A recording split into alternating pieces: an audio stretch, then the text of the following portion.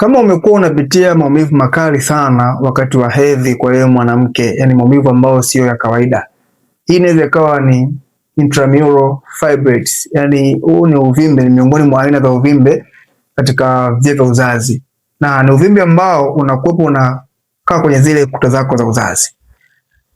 Vipi unaweza kujigundua kama una hii intramural fibroids? Kwa sababu ni uvimbe ambao unawapata watu kuanzia miaka 20 kwa watu wa kike wale mpaka miaka 50. Na ndio watu wengi ambao wanapoenda hospitali wanapoambiwa una uvimbe katika via vyako vya uzazi, mara nyingi inakuwa ni intramural fibroids, ambao inakuwa uvimbe huu sasa unakuta mwanamke anapata lile tumbo kubwa, tumbo linakuwa kubwa kama mwanamke mjamzito kwa muda, lakini kuna baada ya muda inaondoka ile hali. Lakini pia maumivu makali wakati wa hedhi. Lakini pia dalili nyingine ya kujigundua hili, unapata damu za mabonge kila ukiingia katika hedhi. Unakuta damu sio ile ambayo wewe umeizoea ya kawaida. Lakini pia ukiachana na hiyo, dalili nyingine kubwa, unakuwa na zile hali zote ambazo anazipitia mama mjamzito.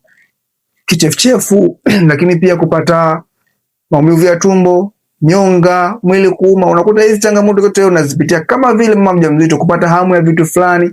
Hizi tunazaga ni intramural fibroids. Na ni uvimbe ambao unatibika kabisa ukianza safari yako mapema ya kuanza kujitibu.